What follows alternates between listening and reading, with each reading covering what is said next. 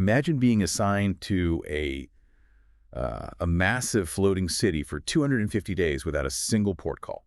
I mean, we're talking about 5,000 sailors, just exhausted, physically and mentally drained, anchored at sea purely because of a political stalemate. And that stalemate just hit a critical breaking point. As you know, the temporary 60-day memorandum of understanding between the U.S. and Iran actually expired today. Which brings us to the Claire and Horatio Daily World Brief, available at claireandhoratio.com. Today is August 17th, 2026, and we're looking at how these diplomatic standoffs, along with, severe climate disruptions and unchecked tech expansions, are creating massive compounding pressures on civilian populations. Right, because the U.S. has made it very clear it is not seeking an extension to that memo. So that instantly creates this huge diplomatic vacuum in the region. And Oman is stepping right into that vacuum, aren't they? I mean, they're finalizing their own independent maritime management deal with Iran, specifically for the Strait of Hormuz. They are, yeah. Because Oman shares control of that crucial waterway, they really have to secure their own shipping interests. But that maneuver immediately prompted U.S. President Donald Trump to publicly threaten to, quote, bomb Oman if the negotiations get in the way of American ambitions. Meanwhile, you have U.S. envoy Jared Kushner in Jerusalem pushing a totally different ultimatum. He just met with Israeli Prime Minister Benjamin Netanyahu to demand that Hamas completely disarm within 30 days before any Gaza reconstruction can even start. And the rhetoric around all of this is fiercely adversarial. I mean, you have Israeli National Security Minister Itamar Ben-Gvir publicly calling for the targeted killings of dozens of Palestinians every single night. The contrast there is just jarring. You have politicians issuing these bold, absolute ultimatums from air-conditioned offices, while the actual physical burden falls on people thousands of miles away, like those sailors on the USS Abraham Lincoln who haven't touched dry land in 9 months. Well, the military personnel are always the immediate shock absorbers for this posturing. And parallel to the tension in Hormuz, you have Houthi forces effectively blockading the Red Sea, forcing major commercial shipping lines to just abandon the route entirely. Wait, so if both the Red Sea and the Strait of Hormuz are threatened simultaneously, ships have to route all the way around the southern tip of Africa, which adds what, like 4 weeks to a voyage? Up to 4 weeks, yes. And adding a full month to a cargo ship's journey requires burning thousands of tons of extra diesel. It forces these companies to pay an additional $1 million in fuel costs per single trip. Not to mention the skyrocketing insurance premiums and extended crew wages. So how quickly does that geopolitical friction on the oceans translate into, say, financial friction for a household in Ohio or Berlin? Oh, the translation is immediate. The financial markets are already pricing in that massive logistical friction. Brent crude oil has broken above $100 a barrel, and average U.S. gas prices have reached $4.09 a gallon. So this isn't just isolated trader minutia. That is a direct, unavoidable tax on global consumers because those massive logistical premiums are basically baked into the cost of everything transported by sea. Exactly. It hits household grocery bills, it impacts winter heating costs, all while leaving naval personnel stretched to the absolute breaking point, trying to manage this increasingly hostile maritime map. And that vulnerability isn't just out on the oceans. We are seeing the exact same fragility if you look at inland waterways, where the physical resources that sustain civic life are just buckling under severe climate stress. Right, like in Germany, where the Rhine River is experiencing a catastrophic drop in water levels. Down at the critical cow gauge, the water has plummeted to a historic low of just 15 centimeters. Wait, 15 centimeters? That's barely half a foot of water. How are commercial ships even moving through that? Well, 15 centimeters isn't the depth of the entire river, but it is the navigable depth at a specific rocky bottleneck. If a fully loaded commercial ship needs a draft of 1.5 meters to float, 15 centimeters means that vessel is absolutely going to scrape the bottom. So they have to shed massive amounts of cargo just to get past that one point, which means they're running at what, maybe 1/5 of their normal capacity? Exactly, which effectively splits the river's commercial traffic right in two. That's devastating, because the Rhine acts as the central nervous system for European heavy industry. Economic models show that just a 30-day disruption of navigability there drops Germany's total industrial output by a full 1%. And you can't just throw that displaced cargo onto the highway. A single large river barge carries the equivalent load of up to 150 trucks.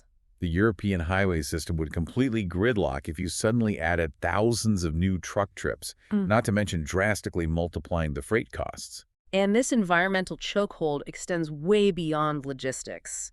It's manifesting as uncontrollable physical destruction.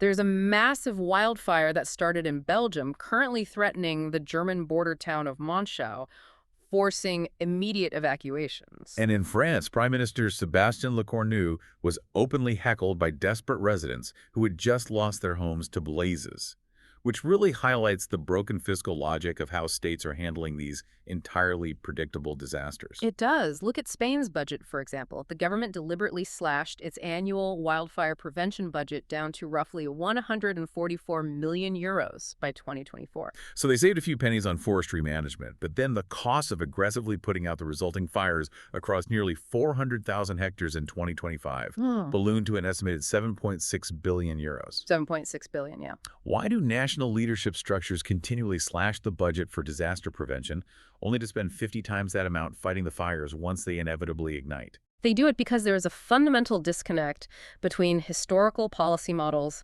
and current physical realities. Governments are still budgeting using climate models, including El Niño predictions that literally date back to 1950. But those models assume a baseline of stability that simply no longer exists. They're mathematically incapable of accounting for the speed and ferocity of current atmospheric shifts. Right, and the overarching theme across all these crises is that citizens are rapidly losing faith in the state's ability to protect them from physical reality. We see this civic fracture globally. I mean, Hawaii was just battered by Storm Lala, leaving 111,000 residents without power. South Korea experienced a record 400 millimeters of overnight rainfall that triggered fatal landslides. And in Indonesia, a 7.7 magnitude earthquake just displaced 5,000 people on Flores Island. That disaster left entire communities relying on a single doctor in the village of Dampek to treat hundreds of severe casualties. When you have 5,000 displaced people relying on one medical professional, you're looking at the absolute collapse of institutional protection. The state's capacity to absorb these shocks is completely exhausted. It is. And the physical demands on our systems are only accelerating from here. Which is a perfect time to mention. For more daily briefings, brain candy explainers, and classic audiobooks, you can visit clarinhoratio.com. Now, while our natural infrastructure is failing, we are actively building massive industrial structures that drain those exact same resources even faster. You're talking about the explosive physical growth in artificial intelligence, which is placing an incredible burden on local communities. Exactly, because we need to shatter the illusion of the cloud. I mean, the cloud is not some fluffy, weightless entity floating above us. The cloud is a massive, incredibly loud warehouse burning diesel fuel in someone's backyard. Right, like in Frederick County, Maryland, where citizens are fiercely protesting a new Amazon data center that threatens prime agricultural farmland. To ensure uninterrupted power, that specific facility requires 99 backup diesel generators. 99 generators. That is an immense physical footprint for a digital expansion. And these data centers are uniquely resource-intensive, aren't they? Extremely. A single facility can consume up to 5 million gallons of water a day simply for evaporative cooling to keep the servers from melting down. And they're often drawing this water in regions that are already facing severe drought conditions. And their power demands are equally staggering. In some states with high concentrations of these facilities, residential power prices have actually spiked 267% over the past 5 years. So the public is essentially subsidizing the AI boom through higher utility bills and polluted local air. Which creates a direct civic conflict. Yeah. You have federal tech ambitions cutting zoning red tape at the national level to prioritize AI dominance, while local municipalities suffer the immediate environmental degradation and the financial strain. And the financial sustainability of this whole technological exuberance is also facing serious scrutiny at the highest institutional levels. Nicolai Tangen, the CEO of Norway's $2.4 trillion sovereign wealth fund, just issued a stark warning regarding an AI-driven stock market bubble. What kind of risk are they looking at? Because Tangen's internal stress tests indicate that an 18% market correction could wipe out roughly 432 billion euros of public wealth. To put that 432 billion euros into perspective, the scale of that potential loss represents nearly 7 years of Norway's energy revenues just evaporating.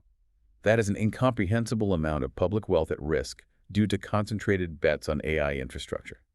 Sovereign wealth funds, public pensions, they are deeply exposed to the valuations of just a handful of companies driving this expansion. They are. And when local citizens are paying the physical costs in water and power and public funds are bearing the financial risk of a potential massive market correction, the privatization of profit and the socialization of risk becomes undeniable.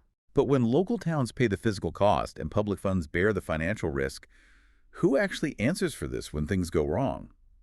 That structural imbalance brings us to how states and corporations handle accountability, or really, how they actively suppress it. A prime example is the Landmark case, where the Australian government is currently suing the multinational corporation 3M for 1.4 billion dollars over severe PFAS contamination across 28 defense bases. And for those unfamiliar, PFAS are often called forever chemicals because the carbon-fluorine bonds are some of the strongest in organic chemistry.